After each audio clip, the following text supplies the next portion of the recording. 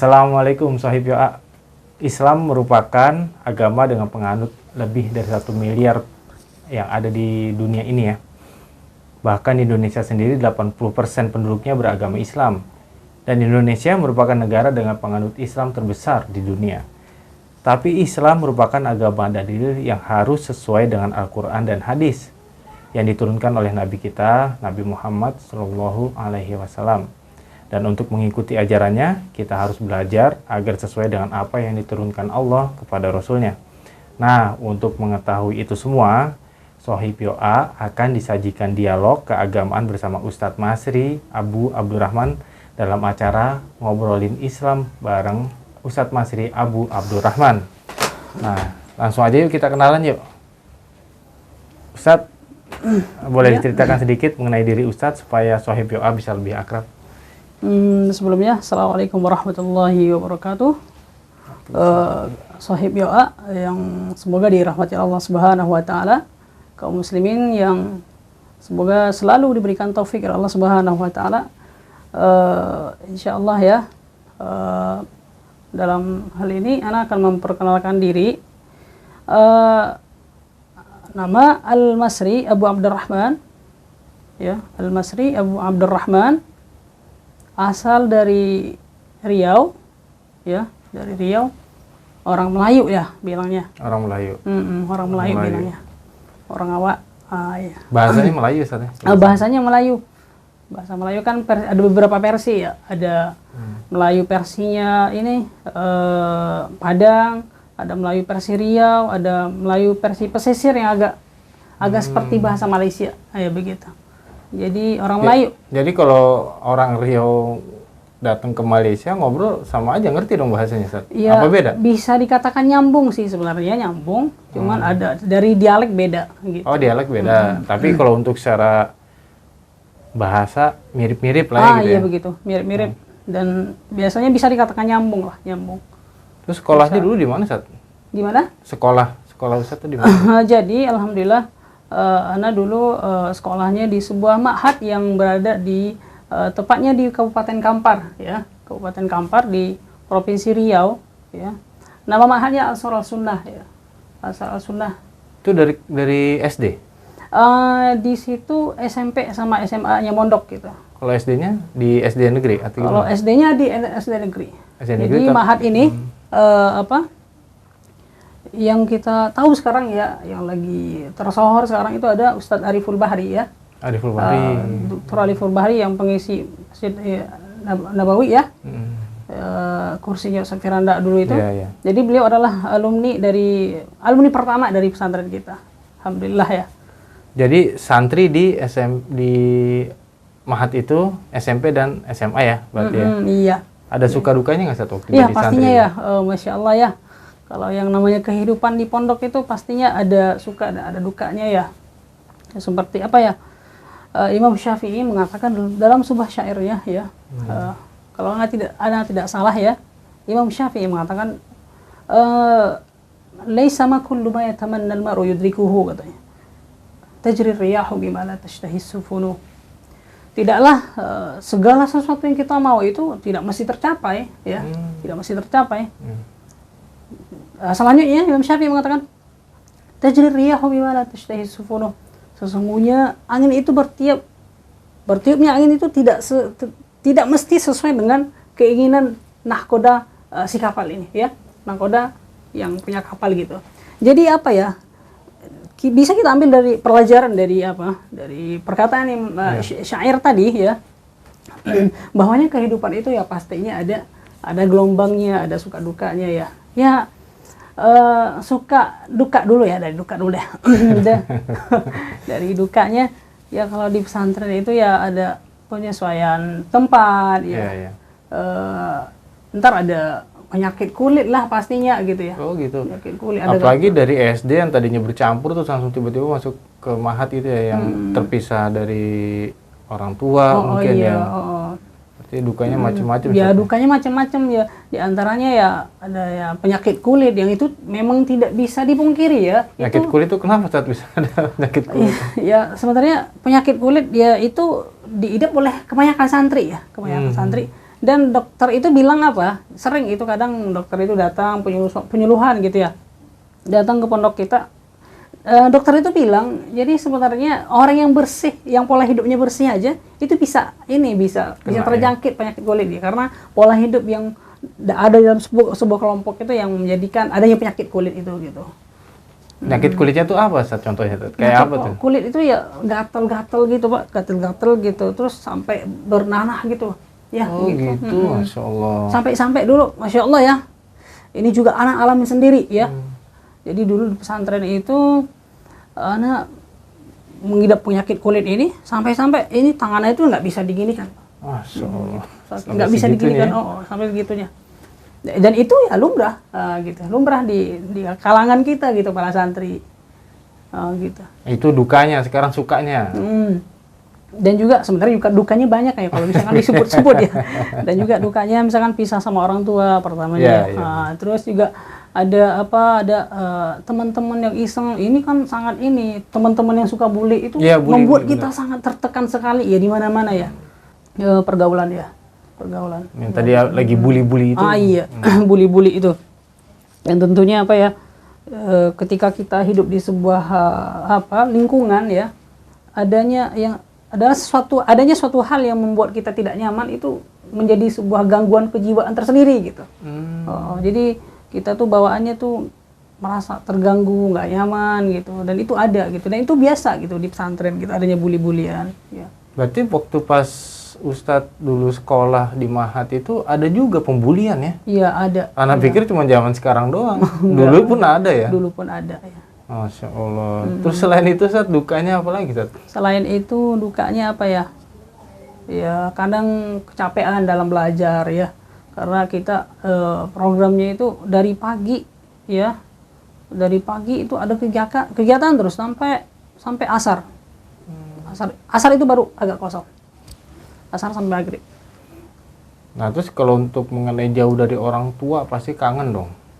Ketemu orang tua tuh berapa minggu sekali? Jadi alhamdulillah ya, karena kalau dibandingkan sama teman-teman yang rumahnya jauh, bisa dikatakan anak itu agak manja lah gitu. Karena ya ada sebagian teman-teman itu memang jarang gitu dijenguk sama orang tua, bahkan sampai setahun gitu karena dijenguk begitu. Alhamdulillah dari rumah itu pondok itu kira-kira sekitar ya 15 menitan ya. 15 menitan. Oh dekat ya dari rumah ya. 15 sampai 30 lah. Ada 30-an ada kayaknya. Kalau kita di Riau kan jalan kan nggak macet ya. Iya. Nggak kayak Jakarta. Nggak kayak Jakarta ya, Jabodetabek ya. Kita pergi ke suatu tempat yang jaraknya cuma beberapa kilo, butuh waktu yang lama ya karena macet ya. Kalau kita di sana itu kalau untuk jarak tempuh 30 menit itu udah jauh. Oh gitu. Udah jauh. Berarti 30 menit di sana itu berarti udah termasuk jauh ya? Oh iya, udah termasuk jauh tentunya.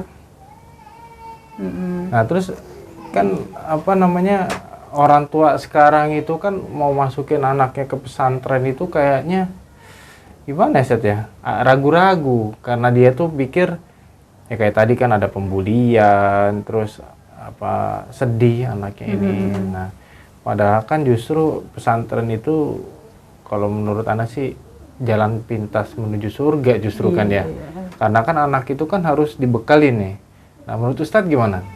Jadi dengan adanya kekhawatiran orang tua mengenai adanya seperti hal-hal yang tidak mengenakan ini ya. Adanya pembulian, adanya penyakit ya. Di lain sisi itu merupakan sebuah tempahan ya. Merupakan sebuah proses yang sehingga menjadikan seorang santri itu benar-benar seorang santri yang matang gitu. Jadi bagaimana seorang santri itu bisa melewati ketika dia diidap penyakit, ketika dia bergaul dengan teman yang tidak dia senangi ya, ketika dia terlalu kecapean ya. Jadi dari berbagai ranah kehidupan gitu, sosial, cara bagaimana mengatur keuangan sendiri gitu. Jadi insya Allah ya kita berdoa kepada Allah dan kita berusaha ya memilih pesantren yang baik ya. Dan tentunya para asatidzah yang mengajar di pesantren itu nggak akan tinggal diam ya, pastinya akan ada solusi-solusi yang akan diberikan untuk mengatasi masalah pembulian, masalah penyakit kulit, ya begitu. Intinya kita berikhtiar, berusaha, kemudian berdoa kepada Allah, ya. Karena apa? Sejatinya seorang mukmin, al-mu'min amruhu kulluhu khair, ya. Jadi fi ma'ana min al-hadits, ya, dikatakan dalam hadis yang sahih. Setiap urusan kaum muslimin itu nggak ada yang nggak baik, pokoknya semuanya baik. Enak jadi muslim. Nggak ada yang nggak baik, jadi semuanya baik. Semuanya baik. Masya Allah. Bagaimana tidak gitu ya? Ya asabahu khaira fasyakar fadzalika khairul lah. Jika dia ditimpa oleh suatu kenikmatan, kemudian dia bersyukur, ya asabahu khaira fasyakar fadzalika khairul lah. Jika dia mendapatkan sebuah nikmat kemudian dia bersyukur, itu baik baginya. Wa in asabahu dharra fasabar fadzalika khairul lah. Jika dapat sesuatu yang tidak mengenakkan, kemudian sabar, pahala juga. Pahala. Masya Allah. Nikmat jadi muslim. Nikmat ya. Gitu. Itu kan dukanya, Sat. Sukanya tuh bagaimana? Kalau sukanya ya, kalau sukanya ya Masya Allah ya. Di antara hal-hal yang menjadi hiburan tersendiri di kalangan para santri waktu kita mondok dulu itu ya, adanya di hari libur itu biasanya ya, di hari libur itu biasanya santri itu minta untuk bisa jogging keluar. Jogging? Oh lari ya, olahraga ya? Olahraga keluar. Ya tentunya apa? Dengan adanya jogging itu santri itu akan ya tentunya ada suasana baru, ada lingkungan baru. Itu yang sangat ditunggu-tunggu sekali. Gitu. Itu Masya Allah ya. Itu kalau termasuk antum, Ustaz? Ya, termasuk Anda juga sendiri. Terus olahraganya apa antum di sana? Selain jogging? Olahraganya kalau di sana kita ada bola kaki ya. Sepak bola. Sepak bola, ya, sepak bola. Ada badminton juga. Ada voli. Oh, banyak ya? Mahat ya, alhamdulillah. Jadi hiburannya itu ya? Ya. Cuman ya kalau Ana sendiri itu kalau dulu awal-awal mahat itu termasuk orang yang tidak suka olahraga gitu. Jadi jarang. Oh gitu? Jarang. Tapi kayaknya antum main futsalnya jago. Jadi ya begitu adanya ya. Jadi di awal-awal itu anak ya termasuk orang yang tidak suka olahraga ya. Jadi paling sore-sore itu di kamar aja gitu. Baca buku ya? Iya. Masya Allah, hafalin Quran ya, Masya Allah. Begitu. Jadi begitu Sohib Yo'a ya. Duka itu emang kalau misalnya karena Allah itu akan hilang semuanya. Betul Ustaz ya? Insya Allah. Insya Allah. Nah terus Ustaz itu sekarang kan udah hafizullah, berarti udah hafal Quran ya Ustaz? Iya, pernah menghafalkan Al-Quran. Pernah menghafal. Berarti sekarang masih hafal atau udah nggak nih? Ya dalam proses melancarkan lah begitu. Melancarkan, berarti masih hafal ya, iya. Alhamdulillah. Nah, sewaktu proses menghafalkan Quran itu Ustaz, surat apa Ustaz yang paling Ustaz suka itu untuk menghafal gitu? Artinya atau apanya, pokoknya surat apa gitu Ustaz? Sebenarnya apa ya, kalau berbicara tentang suka untuk menghafal Al-Quran ya, kita diingatkan oleh firman Allah Subhanahu wa taala, "Walaqad yassarnal Qur'ana lidzikri fahal min muddakir. Afala yatadabbaruna al-Qur'an am ala qulubin aqfaluha." Sungguh Allah telah menjadikan Al-Qur'an itu mudah bagi kita. Mudah begitu. Jadi semua Al-Qur'an itu mudah. Kemudian afala yatadabbaruna al-Qur'an, apakah kamu tidak mau mendalami makna Al-Qur'an? Ataukah di dalam hatimu itu ada penutup, ada gembok gitu. Jadi yang Anda rasakan ya, kapan ada surat apa yang paling disukai. Mungkin boleh kita koreksi ya, pertanyaan ini sebenarnya kurang tepat ya. Pertanyaan ini kurang tepat karena ya Al-Quran itu semuanya nikmat. Oh gitu. Syifa'ul lima fis sudur ya, itu obat bagi penyakit hati. Karena tolak ukur seseorang itu ya hati ya. Kan disebutkan dalam hadis Arba'in ya, ala inna fil jasadi mudghah idza salahat salahal jasadu kullu, idza fasadat fasal jasadu kullu ya.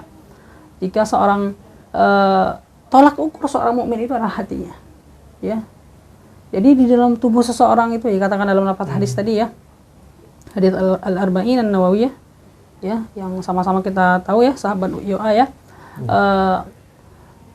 Di dalam tubuh seseorang itu ada segumpal daging, yang mana ketika daging itu baik, maka baik semua badan kita ya. Jadi Segumpal darah maksudnya. Ya segumpal darah, maksudnya hati itu. Hati. Jadi hati itu hati kita itu adalah fitrahnya bersih ya. Fitrahnya bersih ya. Jadi Al-Qur'an adalah perlu disiram dengan hati. Nah, kembali ke pertanyaan yang tadi ya. Bagaimana surat apa yang disukai? Paling suka ya. Surat yang paling disuka. Jadi sebenarnya ketika kita mencari waktu yang pas, kemudian di waktu tengah malam misalkan, kita akan merasakan kenikmatan dalam membaca Al-Quran. Masya Allah. Kita cari ya, kita memperhatikan adab-adab dalam membaca Al-Quran, kita memakai baju yang ini, yang baju yang sopan ya tentunya. Ya sama-sama kita ketahui ya, al-imam al-a'immah al-muhaddithin ya, para muhaddits, al-ulama al-muhaddithin ya, dahulu mereka ketika ingin menyampaikan kajian ilmu, al-Imam Bukhari rahimahullah ta'ala ya, Imam Bukhari ketika ketika beliau ingin menulis hadis, itu benar-benar memuliakan hadis gitu, pakai baju yang bagus, pakai keadaan yang sangat terbaik sekali gitu, begitu siap gitu, apalagi dengan Al-Quran. Jadi ketika kita hendak membaca Al-Quran dengan keadaan rapi, bersih, siap gitu, insya Allah Al-Quran akan masuk ke dalam hati kita ya. Jadi Al-Quran itu akan terasa nikmat. Syifa'ul lima fis sudur ya. Jadi begitu. Jadi nggak ada satu surat yang paling disuka, karena Ustadz tuh suka semua Quran dan Allah memang menanamkan seperti itu ya Ustadz ya. Berarti tidak ada salah satu yang paling digemari, tapi semuanya digemari di dalam Quran itu ya, surat-surat itu ya. Cuman ya. Kadang melihat keadaannya, kadang misalkan kita sewaktu membaca Al-Quran mungkin ada keadaan yang mungkin kita lagi kurang enak badan atau lagi kurang nyaman dalam baca Al-Quran, sehingga berefek kepada apa? Berefek kita tidak bisa menikmati membaca Al-Quran dan kita tidak nyaman ya begitu. Jadi ketika intinya semua Al-Quran itu nikmat. Okay? Syifa'ul lima fis sudur.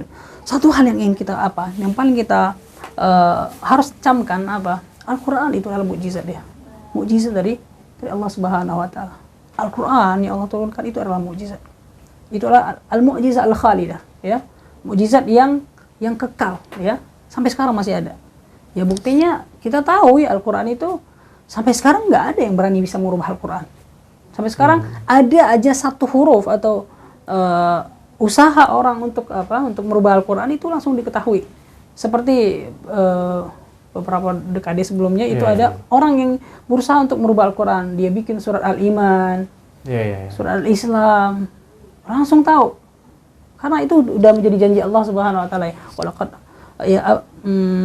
Allah Subhanahu wa taala mengatakan Al-Quran, inna nahnu nazzalna dzikra wa inna lahu lahafizun. Sungguh kami telah menurunkan Al-Quran dan kami akan menjaganya. Jadi tentunya Al-Quran ini sebuah mukjizat.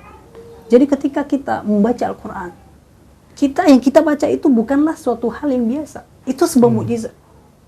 Dan ketika kita bisa mempelajarinya, menelaahnya, fokus, mentadaburinya, kita akan mendapatkan hal-hal yang sebelumnya kita tidak kira gitu.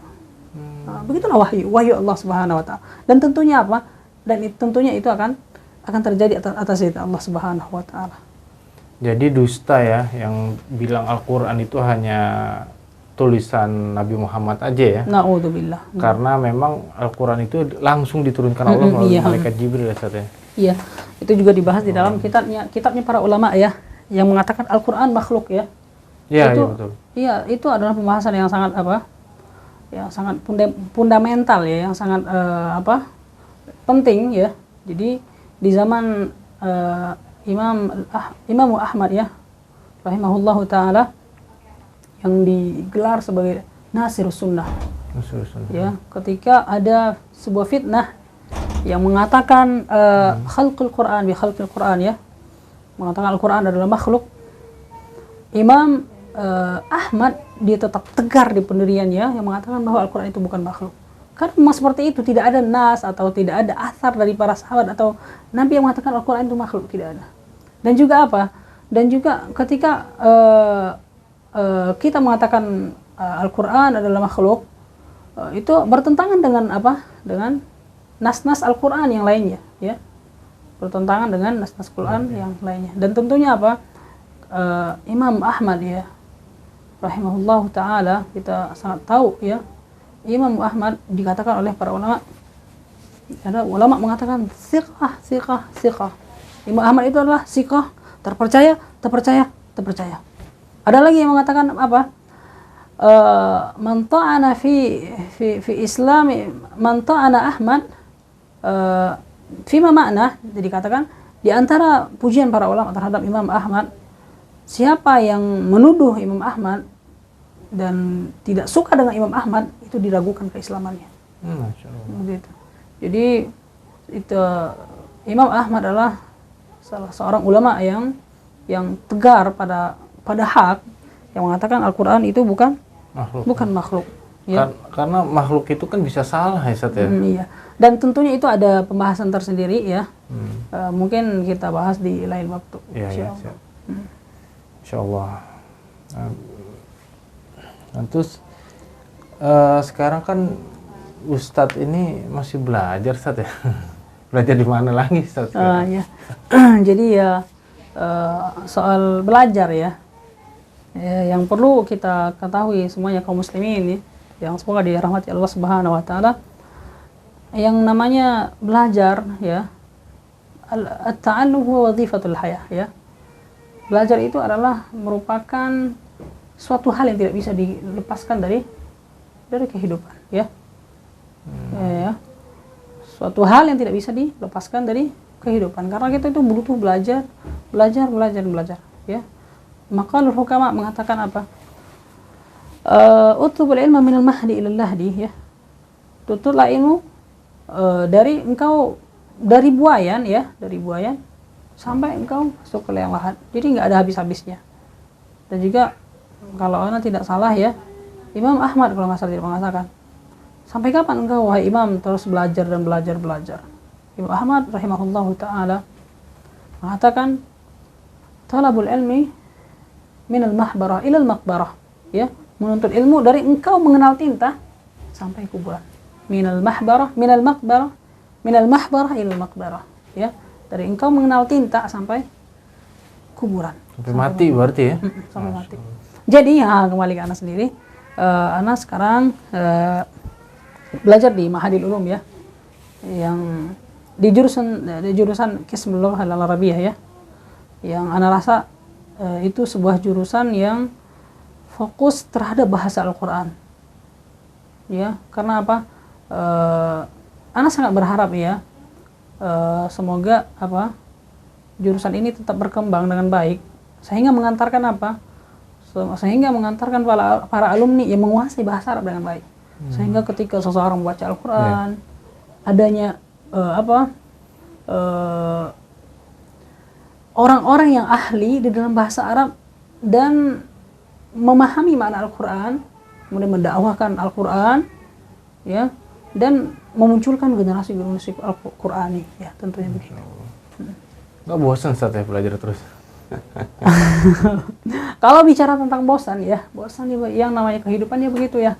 Walanabluwannakum bisyai'im minal khawfi wal ju'. Kehidupan itu adalah ujian, ya. Kehidupan itu ujian, nggak ada enaknya, ya.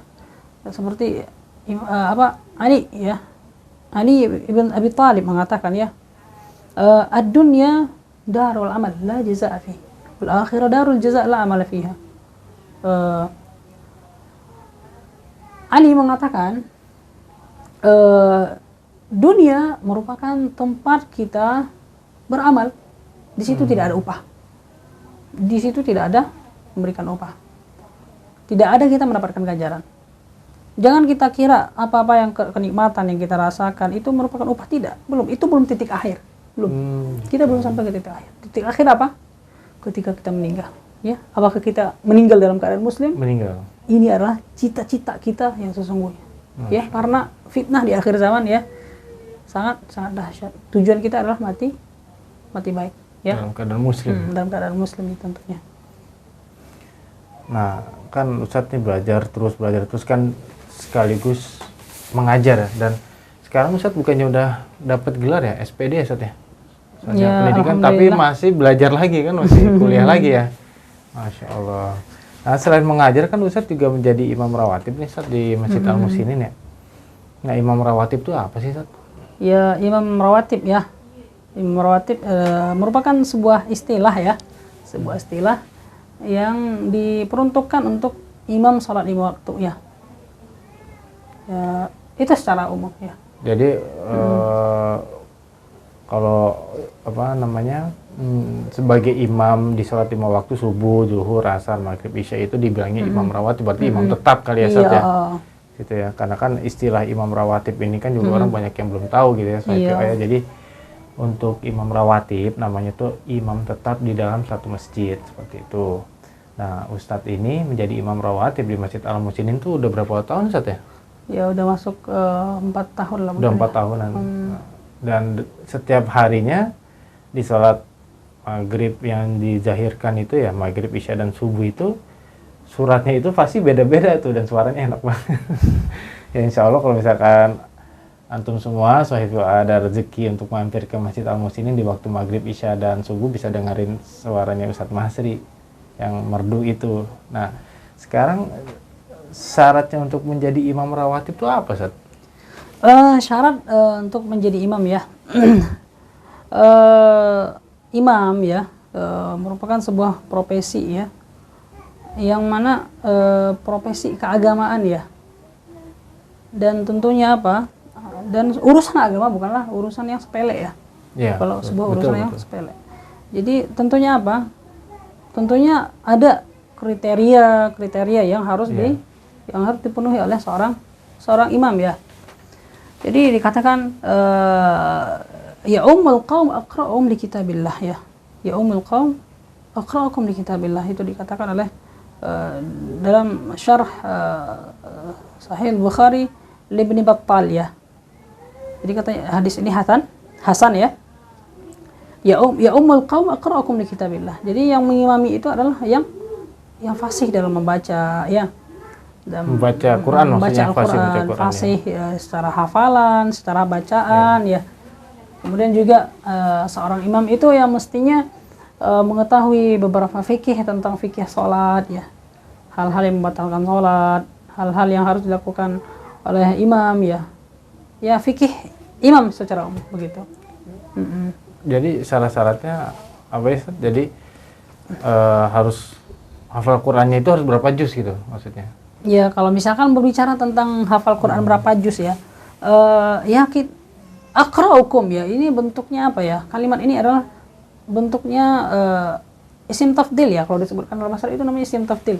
Aqra itu yang paling pokoknya gitu. Jadi kalau di antara ada di dalam sebuah jamaah, ya pilih yang paling bagus di antara mereka. Jadi masya Allah ya. Jadi apa? Hadis Nabi SAW di antara sifat dari perkataan Nabi SAW itu jawami'ul kalim, jadi mencakup gitu.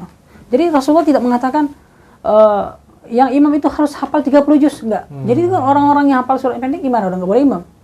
Jadi begitulah Islam ya. Seorang Rasul, Allah mengutus seorang Rasul yang memiliki ciri khas apa?